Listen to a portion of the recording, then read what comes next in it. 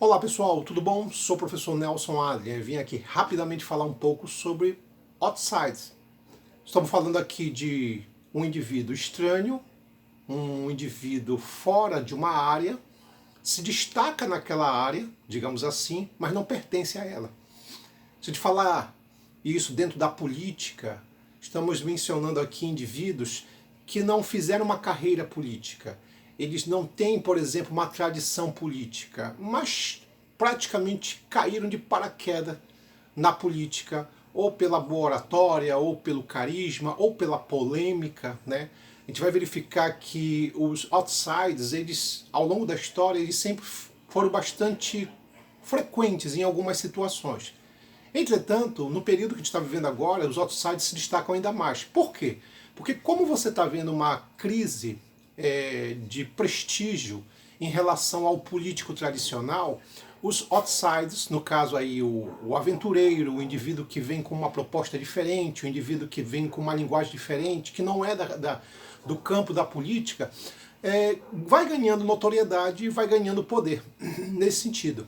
Então a gente vai fazer uma análise um pouquinho nesse aspecto, quer dizer, os outsiders, como na verdade no campo político e sua característica de padrão, de comportamento, de hábito, porque são indivíduos realmente com uma postura diferente, uma linguagem diferente, muitas vezes acabam sendo muito atraentes por causa dessa postura. Né? A gente vai verificar que desde Adolf Hitler, né, até, digamos assim, Donald Trump, se enquadrariam perfeitamente no que a gente chama hoje de outside da política. Mas pessoal, antes de começar mais uma vez, peço humildemente que você se inscreva no meu canal. Fique à vontade, dê o seu comentário, tá bom? Pessoal, a gente vai começar aqui falando primeiro do tal do Javier Milei. Estamos falando aqui de um político polêmico na Argentina que ganhou as prévias agora da Argentina, tá? Que essas prévias, na verdade, é uma intenção de voto para presidente que vai acontecer em outubro, e ele ganhou, superando alguns políticos tradicionais e algumas áreas tradicionais da política. Então o que chama atenção é a sua postura, o seu comportamento. Estamos falando aqui de um indivíduo que ele é um economista, tá? Ele sempre se destacou numa área mais, digamos assim, ligada à bancária. Ele foi durante o tempo trabalhando em bancos. E ele não é, por exemplo, do métier da política. Né? Ele não é dessa área. Ele sempre se destacou, por exemplo, na parte mais corporativa, na parte mais da economia. E ele cai de paraquedas dentro da política. Não é um político tradicional.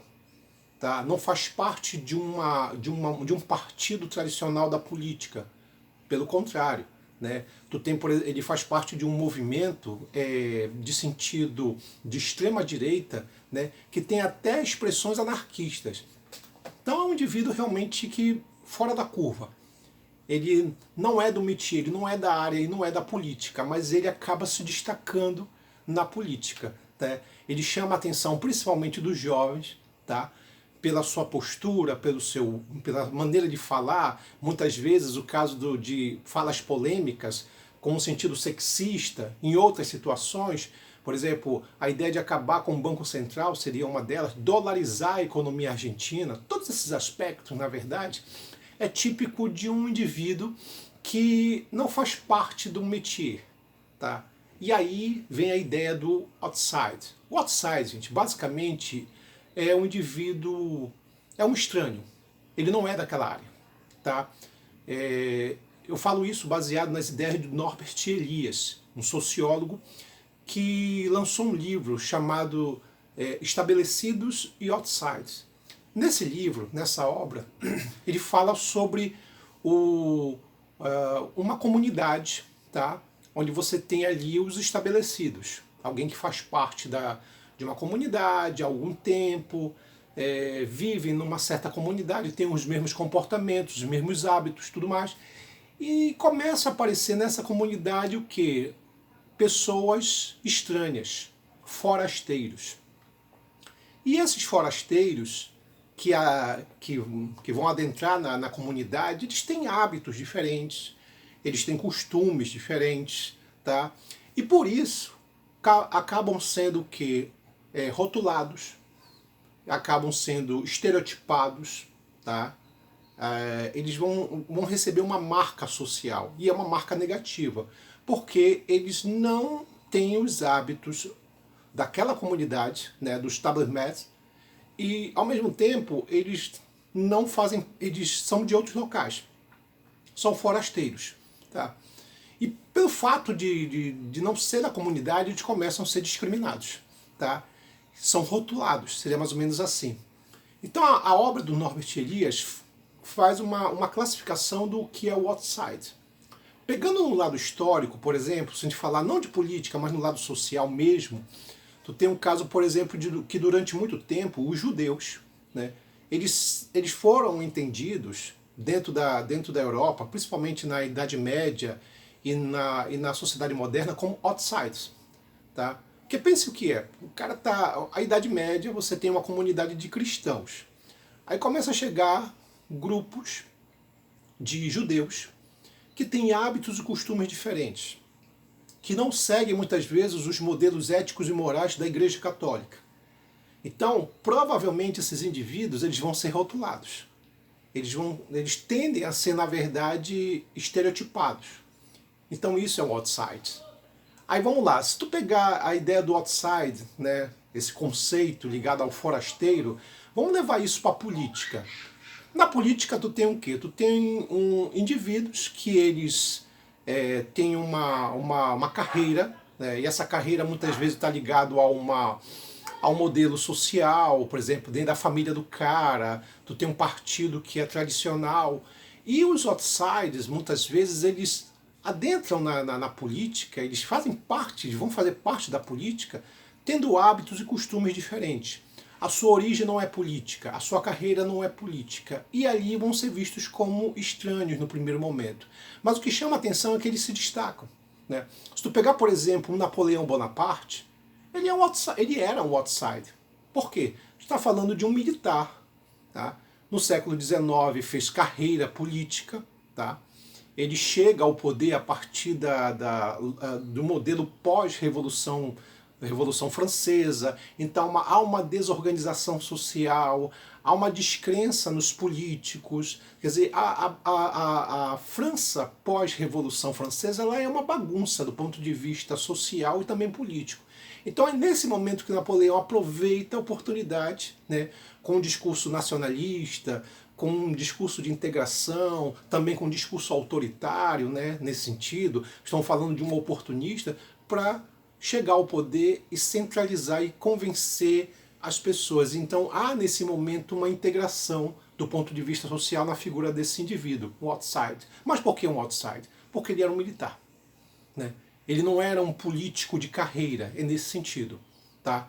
Quando você olha, por exemplo, para alguns indivíduos na história de novo, vamos pegar aqui o caso de Adolf Hitler. É um outro ele se enquadraria em um outside. Estamos falando de um indivíduo, um ex-militar, cabo, pintor fracassado, tá? Frequentador de cervejarias na Baviera, né? Então ele é classificado como um indivíduo que não tinha nenhum tiner para a política. Tá? Ele aproveita a confusão em que vive digamos assim, a Alemanha, tá? Apesar de ser austríaco. Então ele aproveita a situação, a desorientação política, social que vive a Alemanha principalmente, e começa a se destacar pela oratória, pelo debate, um discurso antissemita. Então ele era um oportunista. E nessa ideia, por exemplo, da desilusão política, ele chega ao poder. Ele vai chegar ao poder. Tá? E o que é mais doido de tudo isso? Ele chega ao maior cargo da Alemanha não sendo alemão. Que a gente sabe muito bem que Hitler é austríaco. Quer dizer, o outside ele tem essas coisas ímpares que não dá para explicar muito direito do ponto de vista social, tá bom? Então, se enquadraria perfeitamente nisso. Quando fala, por exemplo, do Donald Trump, é um outro outsider. Por quê? Porque o Trump, quem conhece um pouquinho a história dele, ele sempre se destacou como um grande empresário, né? Ele é um empresário na área imobiliária, tá? Nessa parte imobiliária. Então, é um cara que fez fortuna construindo prédios, né? Então, nesse momento, ele aproveita, digamos assim, até uma situação, um período lá do ano 2000, de desorientação do ponto de vista político nos Estados Unidos, para começar a se candidatar a político, né? No primeiro momento, a gente vai verificar o seguinte, né? Quando essa figura chega no ambiente político, ele não é da área, né? Todo mundo achou até os discursos dele muito engraçados, né? Ele era um cara assim hilário, né? Ele tinha um comportamento que realmente não lembrava nada de um político tradicional. E a ideia dele era não ser realmente um político tradicional. Por quê? Porque ele sabia que havia uma desilusão do ponto de vista social das pessoas em relação à política. Tá? Então ele vem com aquele discurso novo, diferenciado, tá? É um indivíduo que ele fala assim, olha, eu não sou um político tradicional. Eu sou um empresário, eu conquistei meu dinheiro à custa de muito trabalho, muito esforço, assim como você, eleitor.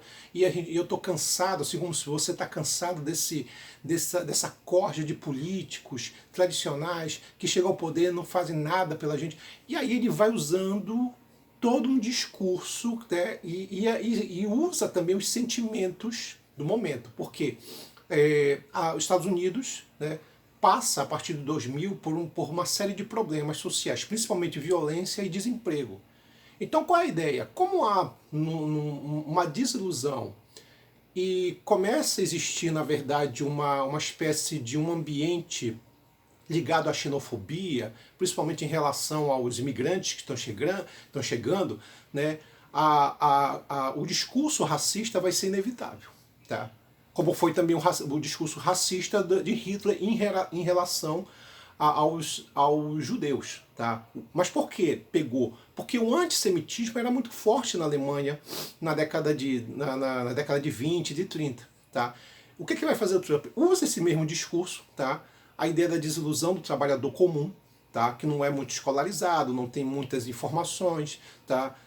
Não consegue emprego, então você precisa botar um culpado, alguém é culpado, né? Então, nesse sentido, o Outside ele se apresenta dessa maneira, e ele tem um discurso meio de salvador da pátria, né? Assim como o tal do Javier Milei, ele se apresenta como uma espécie de um salvador, né? Donald Trump também, como Hitler também, funciona muito nesse sentido. Agora, claro, tem gente que fala assim, o Jair Bolsonaro aqui no Brasil, ele se enquadraria como outsider? Não. Por que não? Porque o Bolsonaro, ele é um político tradicional. Ele era militar, mas mais de 20 anos, né, que ele se aposentou, foi rebaixado, se aposentou no militarismo, ele estava fazendo carreira política, né? E já há 20 anos. Então a família dele já tem uma tradição na política, né? Então não seria o caso aí. O que chama a atenção do Bolsonaro é que ele faz parte de um grupo de políticos chamado de baixo clero. É diferente. Ele é do baixo clero, aquele cara que sempre teve cargos políticos assim pequenos, não muito interessantes, não muito influentes, como deputado federal, alguma coisa assim. Nunca um senador, sabe? Nunca um ministro, alguma coisa assim. Então não se enquadraria com o outsider pelo fato de ele já ter uma carreira política, tá? Mas muitas vezes as pessoas falam dele porque ele veio do baixo clero, mas não seria um outsider. Então nesse caso, o que a gente pode dizer sobre tudo isso? Sobre por que da ascensão dos outsiders? Tem muito a ver mesmo, gente, com a questão social mesmo. Então tu vai perceber que hoje em dia as pessoas elas estão muito desiludidas em relação à política tradicional. Tá? Então essa desilusão, que se a gente pegar, por exemplo, desde Napoleão até a Alemanha nazista, tá? Ela é cada vez mais forte aqui. Tá? Então tu percebe que, por exemplo, a extrema-direita, ela ganha força em todo mundo. Mas por que ela ganhou força significativa nos últimos tempos? Porque a extrema-direita ela vem com um discurso diferente da política tradicional ou dos políticos tradicionais. Como a população realmente está cansada daqueles políticos mais tradicionais, isso não é um fenômeno só do Brasil, vamos deixar bem claro, não é só o brasileiro que está desiludido com a política, ou não é só o brasileiro que acha que política é ladrão e bandido, não.